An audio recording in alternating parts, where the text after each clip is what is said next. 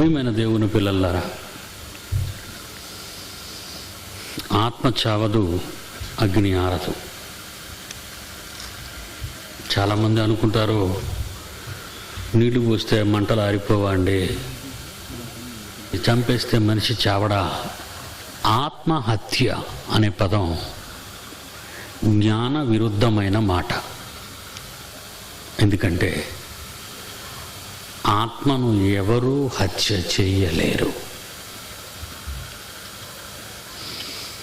ఆత్మను నరమాతృలైన వారెవరూ హత్య చేయలేరు. శరీరాన్ని హత్య చేయగలరు. ఆత్మ వేరు, శరీరం వేరు. ఈ ఆత్మను గురించిన ఈ జ్ఞానం ప్రపంచంలో ఉన్న మనుష్యుడు రాసిన శాస్త్రాలలో ఎక్కడ మనకు కనిపించదు. కనుకనే కోటి విద్యలు కూటి కొరకు అన్నట్లుగా 60-70 ఏళ్ళు భూమి మీద నివసించే శరీరాన్ని కాపాడుకోవటానికి మాత్రమే కోటి విద్యలు తప్ప, ఇవి ఆత్మ దాని ఉనికిని కానీ, దానికున్న కోరికలను కానీ, దానికున్న ఆలోచనలను కానీ ఏ గ్రంథాలలో, మానవుడు రాసిన శాస్త్ర సంబంధమైన ఏ గ్రంథాలలో అవి వ్రాయబడలేదు. ప్రియులారా, చిన్నప్పటి నుంచి మనం చదువుకున్నాం. ప్రాథమిక పాఠశాల నుండి ఉన్నత విద్యను అభ్యసించే విశ్వవిద్యాలయాల వరకు మనం చదువుకున్న ఏ గ్రంథంలో కూడా ఆత్మను గురించిన వాదం, ఆత్మను గురించిన పాఠం ఉండదు. కనుకనే మనుషులు తప్పు చేసి తప్పుడు మాటలు మాట్లాడతారు, ఆత్మహత్య అని. న్యాయశాస్త్రంలో వాడిన ఆత్మహత్య అనే పదం కానీ, వాడుక భాషలో మాట్లాడుతున్న ఆత్మహత్య అనే పదం కానీ విరుద్ధమైన మాట. ఆత్మను ఎవ్వరూ భూమి మీద మానవులైన వారు చంపలేరు అని తెలుసుకోవాలి. ఆత్మను చంపగలిగిన రెండు శక్తులు ఉన్నాయి. ఒకటి దేవుడు, రెండు దయ్యం. దయ్యం అనగానే మీరనుకునే దయ్యం కాదు.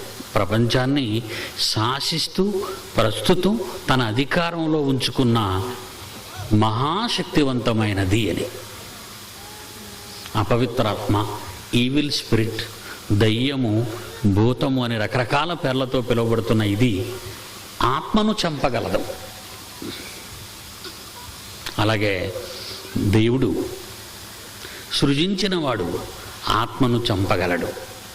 చంపటం అనగానే ముగింపు అని కాదు. చంపటం అనగానే ముగింపు కాదు, అది శాశ్వతం. శాశ్వతం, అది శిక్ష శాశ్వతం. 14 సంవత్సరాలు భారత శిక్షా స్మృతిలో జీవిత ఖైదీగా పరిగణిస్తారు. యావజ్జీవ కారాగార శిక్ష, కఠిన కారాగార శిక్ష కావచ్చు. అవి 14 years, 14 సంవత్సరాలు మాత్రమే. కానీ మరణదండన కూడా విధిస్తారు, ఉరి అంటారు. ఇది ఒకేసారి జరిగేది, ఒక క్షణంలో జరిగేది. కానీ ఆత్మ ఒక క్షణంలో చచ్చిపోయేది కాదు, ఒక క్షణంలో కనిపించకుండా మాయమైపోయేది కాదు, ఒక క్షణంలో లేకుండా పోయేది కాదు. అది శరీరం. ఒక క్షణంలో శరీరాన్ని చంపేయగలం, ఒక క్షణంలో శరీరాన్ని తగలబెట్టేయగలం, ఒక క్షణంలో దాన్ని మాయం చేసేయగలం. కనుక ఆత్మ వేరు, శరీరం వేరు అని బైబిల్ చెప్పింది. కనుక బైబిల్లోని ఒక మంచి మాట, యేసు ప్రభువారు అన్న మాట చూస్తే ఎంత గొప్ప మాట అంటే, ఆత్మ. అసలు ఈ ఆత్మ ఏంటి, శరీరం ఏంటి అని అనుకుంటున్నారా మీరు? అనుకుంటారు. ప్రపంచంలో ఎవరైనా అనుకుంటారు. ఆధునిక శాస్త్రం కూడా ఆత్మను నమ్మదండి. ఆధునిక శాస్త్రవేత్తలు కూడా ఆత్మను నమ్మరు. కానీ యేసు అంటున్నాడు, 6వ అధ్యాయం యోహాను సువార్తలో 63వ వచనం చూడండి. ఆత్మయే జీవింపజేయుచున్న. దీన్ని సైన్స్ నమ్మదండి. సైన్స్ దీన్ని నమ్మదు. ఆత్మయే జీవింపజేయుచున్నది, శరీరము కేవలము నిష్ప్రయోజనం. యేసుప్రభు చెప్పిన మాటలండి. అందుకే ఈ లోకంలో శాస్త్రవేత్త అనేవాడు, అమెరికాలో ఉన్నామండి, యూరోప్లో ఉన్న ఎక్కడైనా ఉన్నాం, డోంట్ కేర్. వాడు ఎవడైనా ఒకవేళ ఆత్మ లేదనేవాడు ఎవడైనా ఉంటే వాడిని కూడా పిలుస్తున్నానండి. అసలు ఎవడు కనబడటం లేదు ఒక 10 ఏళ్ళగా. ఆ సింహగర్జన పుస్తకాన్ని మీరు చూస్తే ఎలాంటి వాళ్ళని ఛాలెంజ్ చేశానో మీకు మతిపోద్దండి. దేవుడంటే ప్రతివాడు వణికిపోవాలి. అసలు ఇంతవరకు ప్రపంచంలో ప్రపంచ రాజ్యాలను హడలెక్కించే బోధకుడు పుట్టాడా అండి? పుట్టాడా? లేదు. భయం. బోధ అంటే ఏమనుకుంటున్నారు? ఆయన మాట, యేసుక్రీస్తు మాటలు ఎలాగుండేవటండి? అధికారము గల వాణిగా బోధించాడు అంటున్నాడు. చూడండి, మత్తయి సువార్త 7వ అధ్యాయం చివరి వచనం. మత్తయి సువార్త 7వ అధ్యాయము చివరి 2 వచనాలు. యేసు మాటలు చెప్పి ముగించినప్పుడు జనసమూహము ఆయన బోధకు ఆశ్చర్యపడుచుండిరి. ఎలయనగా ఆయన వారి ఉన్న ఎంగిలి బోధకుల వలె కాకుండా అధికారము గలవానిగా వారికి బోధించను. బోధలో అధికారం ఉంది, బోధలో శాసనం ఉంది, బోధలో బెదిరింపు ఉంది, బోధలో భయపెట్టే పరిస్థితి ఉంది. నువ్వు మారాలి. ఎవరండి అలాంటి బోధలు చేస్తున్నారు? దండం బకెట్లతో చందా ఎత్తండి, ఆ డబ్బంతా నాకు ఇచ్చేయండి, మీ మంగళసూత్రాలు ఇచ్చేయండి, మీ మెడలో గొలుసులు ఇచ్చేయండి, మీ డబ్బు ఇచ్చేయండి అని అడుక్కునేవాడే కదండి ప్రతివాడు. అంతేనా? ఇదేనండి బోధలు. దేవుడు ఆశీర్వాదాలు ఇస్తారండి, మీరు డబ్బులు ఇవ్వండి మేము ప్రార్థన చేస్తామంటాడు. ఒకడు యేసుబు దేవుడు అంటాడు, ఒకడు తండ్రి దేవుడు అంటాడు, అసలు ఇద్దరు దేవుళ్ళు కాదంటాడు మరొకడు. ఏంటండి బోధలు? ఎప్పుడండి వీళ్ళు ఎదుగుతారు? వీళ్ళు ఎప్పుడు ఎదుగుతారు చెప్పండి. ఆయన అధికారము గలవాని వలె బోధించాడు. లోబడిన బోధ కాదు, రాజీ బోధ కాదు, అడ్జస్ట్మెంట్ బోధ కాదు, సర్దుబాటు సిద్ధాంతపు బోధ కాదు, ఒకరికి భయపడి చేసే బోధ కాదు, ఒకరిని శాసించే బోధ, అధికారంతో కూడిన బోధ. ఆత్మయే జీవింపజేయుచున్నది, శరీరము కేవలము నిష్ప్రయోజనమైనది. ఆత్మన్నదా ప్రియులరా? ఆత్మజ్ఞానం లేదు ప్రపంచానికి. ఒకసారి బైబిల్ విప్పుదాం. ఆత్మ ఏంటండి? అది చావకపోవటం ఏంటండి? అవును, శరీరాన్ని చంపగలరేమో కానీ ఆత్మను చంపలేరు. ఆత్మ కథన్నవాడు తప్పు మాట్లాడాడు, తప్పుడు కథ రాశాడు. ఆత్మ అన్న దానికి అర్థం తెలియదు కనుక ఆత్మహత్య అంటున్నాడు. నువ్వు చంపింది శరీరాన్ని, ఆత్మను కాదు. నడినెత్తు నుండి అరికాల వరకు మానవునిలో, ఆ శరీరములో కనబడని ఒక భయంకరమైన శక్తి, అదే ఆత్మ. దానిని శాస్త్రం నమ్మదు ఆత్మ ఉన్నదని. కానీ ఆత్మ ఉన్నదని ఎలా చెప్పగలనంటారా? ఆలోచించండి ఒకసారి. చచ్చిపోయాను అనుకోండి, దాన్ని ఏమంటారో తెలుసా? శవం అంటారు. అంటే లోన జీవం లేదు, కదలిక లేదు అని అర్థం. కళ్ళున్నాయి, చూడవు. శవానికి చేతులున్నాయి, కదలవు. శవానికి గుండుంది, లోపల పని చేయటం లేదు. లోపల రక్తం ఉంది, ప్రవహించటం లేదు. నోరుంది, మాట్లాడటం లేదు. అంటే ఏదో ఒక మహాశక్తి ఆ శరీరాన్ని విడిచి వెళ్ళిపోయింది. అది నమ్మాలి ఎవరైనా. నువ్వెంతటి వాడవైనది నమ్మి తీరాలి. ఏదో ఒక మహాశక్తి శరీరాన్ని వదిలి వెళ్ళిపోయింది, కనబడుతుంది. బ్రతికున్నప్పుడు చిన్న నిప్పు తగిలితే కేకలు వేసే ఆ వ్యక్తి శవమైన తరువాత, ఆ మహాశక్తి విడిపోయిన తరువాత గంధపు చెక్కలు పేర్చి దాని మీద శవాన్ని పడుకోబెట్టి నేతి డబ్బాలు పోసి తగులబెట్టారు పివి నరసింహారావు గారి శవాన్ని. అప్పుడు ఏమైనా అన్నాడు ఆయన? ఏమనలేదు. ఆయన లేడు అందులో. ఇంతకీ మీరు పేరు పెట్టింది శరీరానిక, శరీరంలో ఉన్న ఒక శక్తిక అని ఆలోచిస్తే, మీరు నామకరణం చేసింది, మీరు పేరు పెట్టింది లోపలున్న శక్తికి కానీ బయట కనబడే ఆ ఆకారానికి కాదండి. కాదు, మీరు నమ్మాలి. నమ్మకపోతే ఊరుకొన్నాను.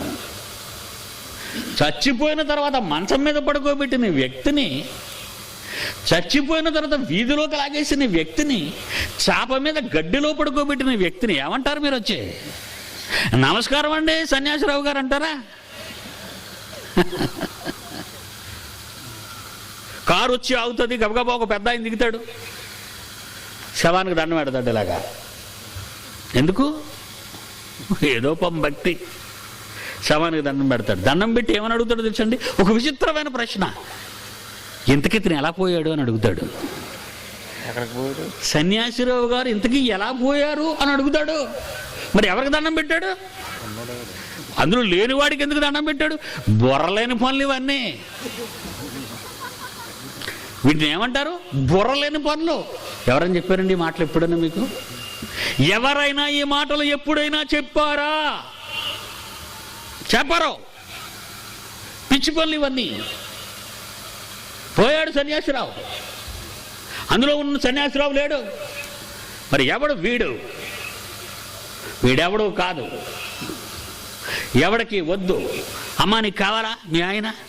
నాకు వద్దు బాబు ఈ శవం. పిల్లలు పిలిచి మీ తండ్రి నుంచి ఏమంటా? వద్దు. అందరికీ రాత్రి కబుర్లు పెట్టేశాము. రావలసిన వాళ్ళందరూ వచ్చారు. ఎత్తేయండి ముందు.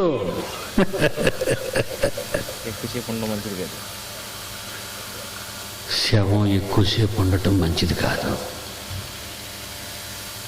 తీసేస్తారు. మరి ఎవరైనా లేడు, మరి ఏడాయినా వెళ్ళిపోయాడు.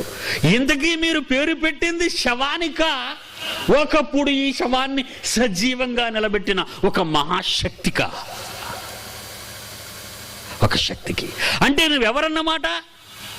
శవమైపోయే శరీరానివి కాదని, జాగ్రత్తగా వినాలి, శవమైపోయే శరీరానివి కాదని ఒకరోజు నువ్వు వేసుకున్న ఈ తొడుగు ఎముకల గూడు మాంసపు ముద్దను విడిచిపెట్టి వెళ్ళిపోతావని, తిరిగి రాని లోకాలకు వెళ్ళిపోతావని ఒక వాస్తవాన్ని చెబుతుంది ఈ చావు.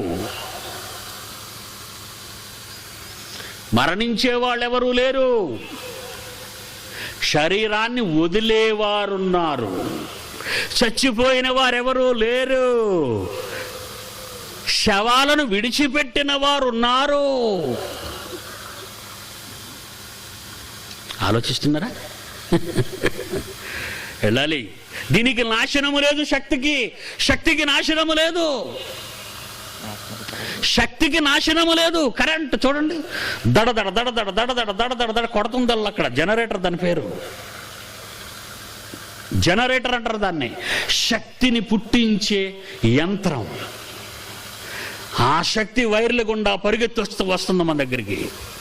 ఆ యాంప్లిఫైర్లకు దూరింది, మహాశబ్దాలు చేస్తుంది. ఈ లైట్ల్లోకి దూరింది, మిలమిలా మెరిపించేస్తుంది. ఆ ప్రొజెక్టర్లోకి దూరింది, బొమ్మలు తెరలపై చూపిస్తుంది. ఏంటి శక్తికి ఇన్ని రూపాలా? ఇది వాస్తవం. నీ శరీరములో శక్తి ఉంటే నీ కళ్ళుకు ఆకాశములో ఉన్న నక్షత్రాలు కనిపిస్తాయి. నీ శరీరంలో శక్తి ఉంటే ఆకాశంలో మెరిసే మబ్బుల శబ్దం వినిపిస్తుంది. నీకు ఈ శరీరంలో శక్తి ఉంటే ప్రపంచం కనిపిస్తుంది. నాలుక రుచి, చేతులకు పని, కాళ్లకు నడతలు, గుండెకు శ్వాస. ఆహా! అంటే శక్తి శరీరంలో ఉందన్నమాట. అది వినికిడిగాను, అది చూస్తే చూపుగాను, నడిస్తే నడకగాను, చేస్తే చేతలుగాను కనబడుతుంది. ఆ శక్తి విడిచిపెడితే, ఆ జనరేటర్ ఆగిపోతే ఈ బైకులు ఆగిపోతాయి, ఈ బొమ్మలు నిలిచిపోతాయి, ఈ కాంతి ఆగిపోతుంది. అంతా చీకటి, అంతా నిశ్శబ్దం. అదే శవము. ఒకసారి ఈ ఆత్మ శరీరాన్ని విడిచిపెడితే, ఒకసారి ఈ జీవం శరీరాన్ని విడిచిపెడితే, ఈ మహాశక్తి అయిన నువ్వు నీ శరీరాన్ని విడిచిపెడితే మిగిలిపోయే ఈ కట్టె, మిగిలిపోయే ఈ దేహం, ఈ శరీరం శవమైపోయి నిశ్శబ్దమైపోతుంది. అది మంట పెట్టినా మండుతుంది అనదు. గోతిలో పూడ్చిపెట్టి మాట్లాడకుండా నిశ్శబ్దంగా ఉంటుంది. బాధ దానికి లేదు, శవానికి బాధ లేదు. ఇప్పుడు మనమంతా మన శరీరాలలో ఉన్నాము. ఇప్పుడు నిప్పు పెడితే ఊరుకుంటామా? ఇప్పుడు మనల్ని శ్మశానానికి లాక్కుంటూ వెళితే వెళ్ళేవాళ్ళమా? వెళతామా? వెళ్ళాం. ఎందుకంటే లోపల శక్తి ఉన్నది. ఆ శక్తి పేరే ఆత్మ. ఆ శక్తికున్న మరో పేరే జీవం. ఆ శక్తికున్న మరో పేరే ఊపిరి. అది ఊపిరి. నిర్గమాకాండం 3వ అధ్యాయంలో ఒక భక్తునితో దేవుడు అంటున్నాడు, నాయనా, నా ప్రజల దగ్గరికి వెళ్ళి నా మాట చెప్పాలి. చెబుతానయ్యా నేను, కానీ వాళ్ళు వేసే ప్రశ్నలకు జవాబులు చెప్పాలిగా. ఏమిటా ప్రశ్న? 3వ అధ్యాయం నిర్గమాకాండము 3వ అధ్యాయం 13, 14, 15 వచనాలు చూడండి. మోషే చిత్తగించుము, నేను ఇశ్రాయేలీయుల యొద్దకు వెళ్ళి వారిని చూచి మీ పితరుల దేవుడు మీ యొద్దకు నన్ను పంపెనని నేను వారితో చెబితే వారు ఆయన పేరేం పేరు అని అడుగుతారే. అప్పుడు నేనేమని చెప్పాలి? మహాప్రభు అని అడిగాడు దేవుణ్ణి, తండ్రిని, మహాశక్తిని. అందుకు దేవుడు, అప్పుడు ఆ మహాశక్తి ఏమంటుందో చూడండి. అందుకు దాని పేరు దేవుడు అన్నారు. అందుకే ఆ మహాశక్తిని దేవుడు అంటున్నాడు ఇక్కడ. అందుకు దేవుడు నేను ఉన్నవాడను అని చెప్పు. ఉన్నవాడను, ఇది నా ఉనికి. పేరు అంటే అర్థం ఏంటో తెలుసా? ఉనికి. నా స్వభావం అది. నా స్వభావము. జాగ్రత్తగా వినాలి. ఇది నా వ్యక్తిత్వం. ఉన్నవాడను, ఎప్పుడు ఉండవలసిన వాడను, ఆరంభము లేనివాడను, ముగింపు లేనివాడను, మధ్యలో వచ్చిన వాడను కాను, పుట్టినవాడను కాను, చచ్చేవాడను కాను, ఉన్నవాడను. మహాశక్తిని నేను, ఉన్నవాడను అనే ఈ పేరు వినగానే ఇంకా కిందకెళ్ళండి ఎంత బాగా అంటున్నాడు. దేవుడు మోషేతో ఇట్లనెను, నీ పితరుల దేవుడైన యెహోవా అనగా. ఆ యెహోవా పట్టుకొని నిలబడకు. అబ్రహాము దేవుడు, ఇస్సాకు దేవుడు, యాకోబు దేవుడనైన యెహోవా మీ యొద్దకు నన్ను పంపు పేరు అని ఇంకా గొడవ చేస్తారనుకో. ఉన్నవాడు అంటే అర్థం తెలియదు అనుకో. సొంటలాడు, వాళ్ళకు ఆత్మజ్ఞానము లేని సొంటలు ఇశ్రాయేలీయులు. సొంటలు. మోషే గారు సీనాయి కొండ మీదకి వెళ్ళారండి ఆజ్ఞలు తేడానికి. 40 రోజులు అయిందండి. ఆ యెహోషువ అని పిలిచారు. ఆ మోజెస్ ఏమైపోయాడో మాకు తెలీదు. ఇప్పుడు మేము పాలుతేళ్లు ప్రవహించే దేశానికి వెళ్ళాలి, మమ్మల్ని నడిపించడానికి ఒక నాయకుడు కావాలి. కనుక అహరోను పిలిపించి మాకు ఒక మంచి దూడను చేయించు, బంగారంతో, మాకు నాయకుడిగా ఉంటాడు. ఏంటి దూడ అంటే నీ మనిషి అవసరం లేదన్నమాట. దూడపై కావాలా నీకు? కళ్ళతో చూసిన మహా అద్భుతాన్ని మరిచిపోయిన దౌర్భాగ్యులండి ఇశ్రాయేలీయులు. యేసును సిలువ వేసిన దౌర్భాగ్యులండి యూదులు. మూర్ఖులండి వీళ్ళు. ప్రవక్తలను చంపిన వాళ్ళండి యూదులు. ఎవడైనా యూదులను వస్తే అసలు తగిలేయండి బాబు, దరిదాపులకు రానివ్వకండి. మన ప్రభువుని చంపిన వాళ్ళు వాళ్ళేనండి. ఏమంటున్నాడో తెలుసా వాళ్ళ గురించి? యెషయా గ్రంథం 1వ అధ్యాయం 3వ వచనం. ఎద్దు తన కామందు నెరుగును, గాడిద తన సొంతవాని దొడ్డిని తెలుసుకును. ఇశ్రాయేలీయులకు తెలివి లేదు. పాపిష్టి జనమండది, దోషభరితమైన ప్రజలండి, దౌర్భాగ్యులండి, దుష్ట సంతానం అండి వీళ్ళు. మన తండ్రి ఎవరండి? ఉన్నవాడు. మరి మీరెవరండి? మీరందరూ ఎక్కడి నుంచి? మనమంతా ఎక్కడి నుంచి వచ్చామండి? మనమంతా మనమంతా ఎక్కడి నుంచి వచ్చాం చూస్తారా? కాసవార్త 3:38. కైనాను ఎనోషుకు పుట్టాడు, ఎనోషు షేతుకు పుట్టాడు, షేతు ఆదాముకు పుట్టాడు, ఆదాము దేవునికి కుమారుడు అని ఉంది చూడండి బైబిల్. ఆదాము దేవునికి కుమారుడు, ఆదాము దేవునికి కుమారుడు, ఆదాము దేవునికి కుమారుడు. అపోస్తుల కార్యాలు 17వ. ఇవన్నీ చూపిస్తే ఏమంటారు? బబ్బ బైబిల్ చెప్పకండి, బైబిల్ మూసేయండి అంటే అనుకోండి, నోర్మయ్యి అని చెప్పండి వాడికి. బైబిల్ చెప్పొద్దా? మరి ఏం చెప్పాలి నీకు? కథలు చెప్పాలా? లేదా బెనహిన్లాగా బుర్ర చేసి వెనక తోసేయాలి నిన్ను? లేకపోతే స్వస్థత బోధకుల్లాగా బుర్ర మీద బైబిల్తో దబ్బేయమని కొట్టేయమంటారా? లేదా మీ నెత్తి మీద నూనె రాసేయమంటారా బాగా ఆమదం? గుడ్డివాడికి తోవ చూపితే ఇద్దరు మేడ మీదకి వెళ్తారని ఉందా?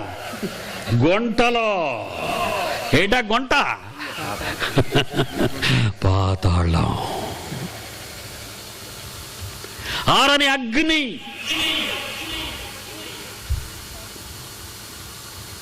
ఆత్మకు చావు లేదు. ఆదాము దేవుని కుమారుడైతే, మహాశక్తి నుండి వచ్చిన వాడైతే, ఉన్నవానికి పుట్టినవాడైతే, ఆదాము ఉన్నవానికి పుట్టాడు. ఉన్నవానికి పుట్టినవాడు ఇతను ఆదాము. మనం ఎవరికి పుట్టామబ్బా? అపోస్తుల కార్యాలు 17వ. 26 చూడండి ప్రియులారా, బైబిల్ ఏం చెబుతుందో. బైబిల్ ఎందుకంటే బైబిల్ ముయ్యండి అంటాడు. నోరు ముయ్యమని చెప్పండి దౌర్భాగ్యుడికి. నోరు బాయ్. బైబిల్ ముయ్యమంటావా? బైబిలా? చేతనైతే నీ నోరు మూసుకోరా అని చెప్పండి. బైబిల్ మూస్తే ఏం చెబుతాను ఇక నేను? Where Bible speak I speak. Bible మాట్లాడిన దగ్గర నేను మాట్లాడతాను, బైబిల్ మాట్లాడని చోట నేను మాట్లాడను. బైబిల్ మాట్లాడకపోతే నేనెందుకు మాట్లాడతాను? దేవుడు చెప్పకపోతే నేనెందుకు చెబుతాను? దేవుడు వద్దన్నది నేను ఎలా చెబుతాను? దేవుడు చెప్పనది నేను ఎలా చెబుతాను? బైబిల్ మూయమంటాడేంటి సిగ్గులేని వాడు? చస్తాడు వాడు ఎవడైనా ఉంటే. ఆదాము దేవుని కుమారుడైతే, ఆదాము దేవునికి పుడితే, మనమంతా 17:26 అపోస్తుల కార్యాలు. యావత్తు భూమి మీద కాపురం ఉండుటకు ఆయన ఆదాము నుండి ప్రతి ఒక్క మనిషిని సృష్టించి. వచ్చేసిన సమాధానం. మీరెవరికి పుట్టారు? మనం ఎవరికి పుట్టాం? ఆదాముకి. ఆదాము ఎవరికి పుట్టాడు? ఉన్నవానికి పుట్టినవాడు ఏమవుతాడు? లేనివాడు అవుతాడా? ఉన్నవానికి పుట్టినవాడు లేనివాడు అవుతాడా? నా కుక్కకు పిల్ల పుడితే కుక్క, పక్షికి పిల్ల పుడితే పక్షి, గేదెకి పిల్ల పుడితే గేదె, ఆవుకు పిల్ల పుడితే ఆవు అయితే, రాజుకు పిల్ల పుడితే రాజు అయితే, దేవుడికి పుట్టినవాడు ఉన్నవాడికి పుట్టినవాడు ఏమవుతాడు? ఉన్నవాళ్ళం అవుతాం మనం కూడా. మనము ఉన్న వాళ్ళకు పుట్టిన వాళ్ళం, ఉన్నవాని నుండి పుట్టిన వాళ్ళం. లేనివాడి నుండి పుట్టినవాడు అంటే దరిద్రుడు అని అర్థం. మా అమ్మ నీళ్ళు పోసుకుంది, నాన్న ఎవరో తెలియదని అర్థం. అర్థమైందా? మీరు ఉన్నవానికి పుట్టారా? అవును, మనమంతా ఉన్నవాని నుండి పుట్టిన వాళ్ళం. మనము కూడా ఉన్నవాళ్ళం, మనం కూడా ఉండవలసిన వాళ్ళం. మనకు ముగింపు లేదు బిడ్డ, మనకు ముగింపు లేదు. శరీరాన్ని వదిలాము, శరీరములోకి వచ్చాము, శరీరాన్ని వదులుతాము. శరీరంలోకి వచ్చింది తండ్రి నుంచి, శరీరాన్ని విడిచిపెడితే తండ్రి దగ్గరక ఆరని అగ్ని గుండానిక. ఏమండి, ఆరని అగ్నిగుండం ఉంటుందా అండి? మళ్ళా చదవండి ఆ మాట. యావత్ భూమి మీద కాపురం ఉండుటకు ఆయన ఒకని నుండి ప్రతి జాతి మనుష్యులను ఒకని నుండి, ఆదాము నుండి వచ్చిన వాళ్ళం మనమంతా. ఆదాము దేవుని నుండి వస్తే, ఆదాము నుండి మనమంతా వస్తే, శరీరాలైతే ఈ ఊర్లో ఉన్నాయి, ఈ ప్రాంతంలో ఉన్నది. కర్నూలు జిల్లాలో ఉందో, విశాఖ జిల్లాలో ఉందో, మరి గుంటూరు జిల్లాలో ఉందో, కృష్ణా జిల్లాలో ఉందో, అమెరికాలో ఉందో, ఆఫ్రికాలో ఉందో, ఉగాండాలో ఉందో, ఎక్కడుందో మనకు అనవసరం. కానీ మన లోకం ఇది కాదు. మనం ఒక లోకము నుండి వచ్చిన వాళ్ళం. ఆ లోకంలో మనం ఎవరి నుండి వచ్చిన వాళ్ళమో తెలుసా? 90 కీర్తన మొదటి వచనము నుండి కీర్తన 90. ప్రభువా, తరతరముల నుండి మాకు నివాస స్థలము పరలోకం కాదయ్యా, నువ్వు ఉన్నవాని నుండి వచ్చిన వాళ్ళం. అందుకే మమ్మల్ని నువ్వేం చేస్తున్నావో తెలుసా? మనుషులను మంటికి మార్చుతున్నావు, అంటే శవాలుగా చేసేసావు. మట్టిలో నుంచి వచ్చిన ఈ దేహాన్ని మంటిలో కలిపేస్తున్నావు. తర్వాత నరులారా తిరిగి రండి, నాలోకి వచ్చేయండి, నాలో నుండి వెళ్ళని మీరంతా నాలోకి రండి. ఇప్పుడు మీరెవరో తెలుసా? సాక్షాత్తు ఉన్నవాని నుండి, మహాశక్తివంతమైన ఆత్మ నుండి విభాగింపబడిన వారు. మీరంతా శక్తి స్వరూపులు. 1500 కోట్ల సంవత్సరాలుగా మండుతున్న సూర్యుడిని చూస్తే అది ఆరలేదు బిడ్డ. అందులో మండుతున్నది కట్టెలా, బొగ్గులా, పెట్రోలా, డీజిలా? ఏంటి చెప్పు? అందులో మండే పదార్థం ఏంటి? దాన్ని మండించే శక్తి ఎవరు?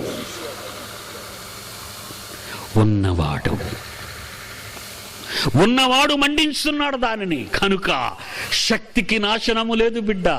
మరలా అదే శక్తి శాసిస్తే సూర్యగోళం మాడిపోతుంది. కొంతకాలము ప్రకృతిలో బ్రతికే తన పిల్లల కోసం కొన్ని కోట్ల సంవత్సరాలు మండమని ఆజ్ఞాపించాడు ఉన్నవాడు సూర్యగోళాన్ని. నువ్వు నేను తప్పు చేస్తే ఉన్నవాని నుండి వచ్చిన ఆత్మ మహాశక్తివంతమైనది కనుక దానిని కూడా మండించటానికి దేవుడు సిద్ధం చేశాడు. దాని పేరే ఆరని అగ్ని. నీ ఆత్మకు ఎలాగూ ముగింపు లేదో ఆ మంటలకు ఆరే గుణం లేదు. ఈ భూమి మీద ఉన్న మనుషులందరూ పాపం చేస్తే దేవుడు శరీరాలను మండించగలడేమో, కానీ ఆత్మ, శరీరాలు మండిస్తే, శరీరాలన్నీ మండిపోతుంటే ఆ పరిస్థితిని మీరు ఊహించండి ఎంత భయంకరంగా ఉంటుందో. ఆకాశము నుండి అగ్ని దిగితే, భూమండలాన్ని తగలబెడితే చూస్తుండగా మనము, మన పిల్లలు, మన వాళ్ళు మంటలలో మసైపోతుంటే అది భరించగలవా బిడ్డ? నువ్వు చూసి 60-70 ఏళ్ల బ్రతికే ఈ శరీరమే బూడిదైతే చూసి భరించలేని ఆత్మ. ఈ శవాన్ని కట్టెల మీద వేసి కాల్చిన బాధ తెలియనిది. శరీరం శవం, లోన ఆత్మ. మండవలసినది ఆత్మ. బాధ ఆత్మకు, శరీరానికి కాదు. శవాన్ని కాలిస్తే అది ఏమంద కదా, శవాన్ని కాలిస్తే అదేమందు. బాధ ఇంతకీ దేనికి? శరీరానికా, ఆత్మకా? ఆత్మకి. అందుకే ఆత్మను, మా బతుకున్న మనిషిని, ఆత్మ ఉన్న నిన్ను, ఆత్మ శరీరములో ఉన్నప్పుడు తగలబెడితే బాధ తెలుస్తుంది నీకు. శవమైతే ఆ శరీరాన్ని విడిచిపెడితే ఆ శరీరానికి బాధ ఉండదు. అంటే ఇప్పుడు బాధ దేనికి? ఆత్మకా, శరీరానికని ఆలోచిస్తే ఆత్మకే, నీకే, నాకే. ఆ ఆత్మను ఎక్కడికి పంపుతానన్నాడు? దేవుని మాట వినకుండా, తండ్రి భయము లేకుండా ఉన్నవాని నుండి పుట్టిన నీవు ఉన్నవానికి ద్రోహం చేస్తే నిన్ను బ్రతకనివ్వడు. మొండు గుండానికి జారిపోతావు కన్ను ముయ్యగానే. అక్కడ అగ్ని ఆరదు, ఆత్మ చావదు. ఉన్నవాని నుండి వచ్చిన ఆత్మకు చావేది? దానిని ఏ శక్తి చంపగలదు? ఉన్నవాని నుండే ప్రకృతి అంతా కలిగిందే, ఉన్నవాని నుండే సర్వము కలిగిందే. ఉన్నవానిని ఏది దహించగలదు? శరీరముతో చేసిన వాటికి తండ్రి, భూమి మీద శరీరముతో చేసిన వాటికి ఈ నరక గుండంలో, అగ్నిగుండంలో, ఈ భయంకరమైన మంటల వలయంలో నేను ఎంతకాలం కాలాలి కన్న తండ్రి అని ఒకవేళ నువ్వు అక్కడ ఏడ్చి గోల పెడితే నీతో చెప్పే మాట ఏంటో తెలుసా? మార్కు సువార్త 9:48. అక్కడ నీకు వినబడే మాట, భూమి మీద ఒకప్పుడు నువ్వు విన్న మాట, అనగా ఈనాడు నువ్వు విన్న ఈ మాటే చచ్చాక అగ్నిగుండంలో వినవలసిన మాట.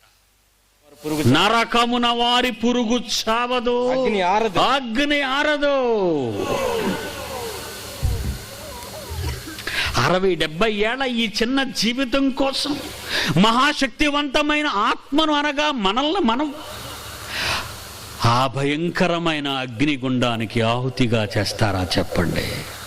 జాగ్రత్త. 60-70 ఏళ్ల ఈ చిన్న జీవితం కోసం శరీర తుచ్చమైన కోరికలను తీర్చుకోవటానికి మరణము లేని ముగింపు లేని ఉన్న వాని నుండి వచ్చిన మహాశక్తివంతమైన ఈ ఆత్మ నీవు నేను ఆ పాతాళగుండానికి వెళ్ళి మండిపోదామా? వద్దండి, వద్దు వద్దు.